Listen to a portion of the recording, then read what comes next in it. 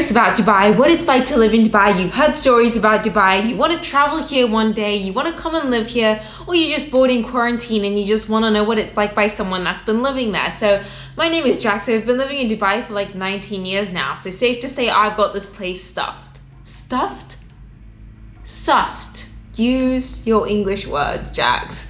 But no, I've been living here. I own 3 companies. I work here. I went to high school here. So whenever I travel, I hear rumors floating around about, you know, I heard they do this in Dubai. I heard they do this. Sometimes I will mess with people and be like, yes, we do ride camels to school. I'm going to let you guys know what no one really tells you and what it's actually like to live in Dubai. And who knows, maybe one day you guys will come see me on holiday here. Maybe you'll watch this video and be like, it ain't it, sis. I'm not going to be moving there. But it's all up to you. So don't forget to hit that subscribe button down below. If you want to follow me along my life in Dubai, if you want to see what I'm doing here, I like to review some of the best restaurants here. You would have seen when I did Dubai's best burgers, Dubai's best tacos, but I'm pretty much taking you around my life, what it's like to live as a millennial, a confused expat here in Dubai. That's how we roll, bro. Don't say bro, Jax. Don't say bro. You're not that cool. You know, these egg chairs are lovely in theory, but you sit on them and they start swaying and then all of a sudden like face the camera. But first things first, the heat. Now we all hear about the summer heat. We all hear about, oh, it's so hot in the desert. No.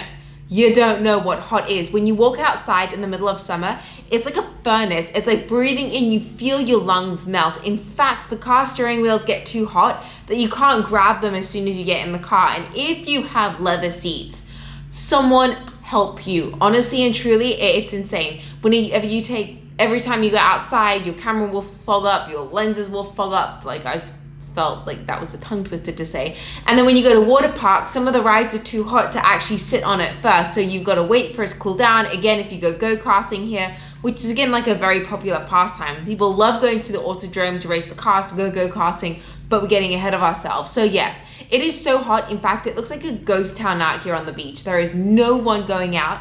But I suppose we've been here for so long, for us it's actually normal, like even if it gets up to 52 degrees Celsius. I'm gonna put the temperatures in Fahrenheit because I know Americans don't get you guys, you know, metric systems where it's at. This is what it is in Fahrenheit. This is pretty much our normal temperatures. Not extreme, extreme will be up here. Yeah, it's that bad. Number 2, odd thing to notice, your step count will go all the way down. But whenever you go to the UK or Spain, anywhere in Europe for that fact, New York, Bali, every time I've been on holiday, my step count has skyrocketed straight up. But here, you're always either using a car or a taxi. It's very similar to LA in that retrospect. But even in LA, if you go to Venice Beach or if you go along boardwalks, you'll walk a lot. Here, you don't really do that. But mind you, if you go to the Dubai Mall or Mall of the Emirates, so the world's largest shopping malls, your step count will skyrocket straight up. But otherwise, you're usually in a car getting from A to Z. Come to Dubai, you need a car. We do have Uber and everything, but it's so much easier to just own a car.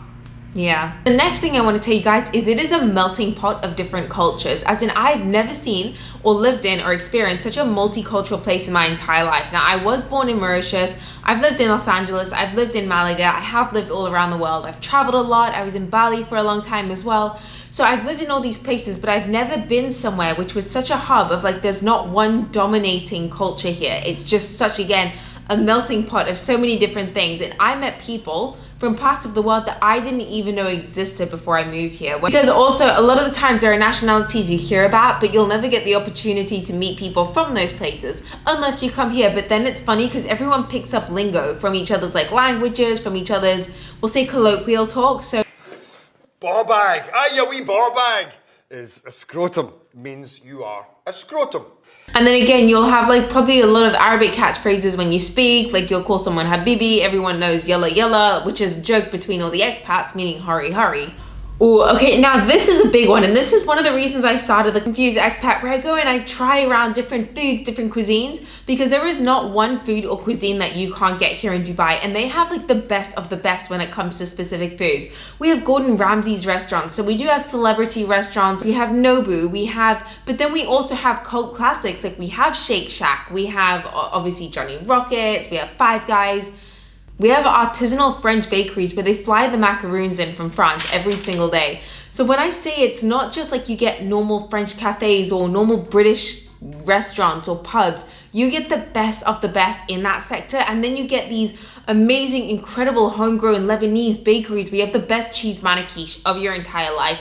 You have little Bombay pot curry places. So you can either go to Satwa and go to Ravi's, which is a curry place that's been here for like the last 20 years. Every single person that's been living here for about 10 years knows about Ravi. And then you'll go somewhere else where you'll go to a Michelin 5-star Indian restaurant, which has like gourmet experience. The next thing maybe no one tells you is you can't actually buy alcohol in supermarkets. So you have to go to specialty alcohol stores where you do need an alcohol license. And the same for restaurants.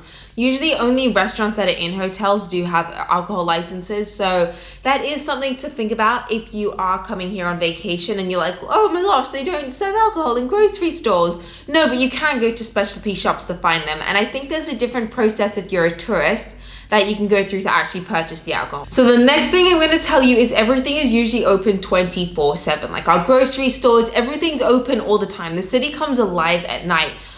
And the banks are open every single day of the week. That's why when I was in university in Spain and things were closed and I was like, what is this?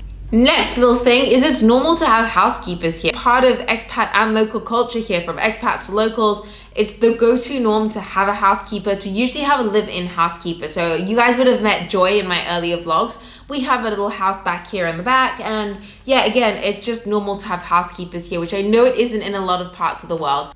Okay, so the next thing that is probably quite funny is fuel stations, gas stations, whatever you want to call them. So here, you don't get out of your car. They come and they fill up your car for you, which was weird when I first went to Spain and I moved there.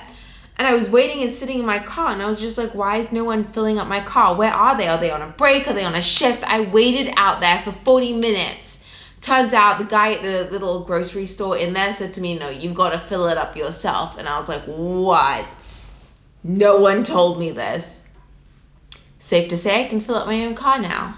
Boom. Next thing, you can get absolutely anything delivered. Now there's shampoo. So there's a company that comes with their vans to wash your dogs for you. There is a company that comes and will refill your cars for you. So if you don't have time or you don't want to go to the fuel station itself, then Cafe will come here and they'll just come put fuel up in your car. And Fetcher can come. Fetcher are a company that they'll pick up and deliver something. So if your friend left their phone at your house, you'll just give it to Fetcher and then they'll go take it back to your friend's house or whatever you need. They run errands for you. It's pretty cool. It's nifty. It's snazzy. A major selling factor of Dubai as well is the beaches. The beaches here are going to be some of the most beautiful beaches you have seen in your entire life. Now again, I've been to places like Bali, to Thailand. I grew up in Mauritius, and Dubai has some of the most exquisite beaches because the sea is always flat, beautiful, and it's usually warm. But fun fact, you get pretty great surfing waves now in Dubai. Sunset Beach, so my sister's a surfer.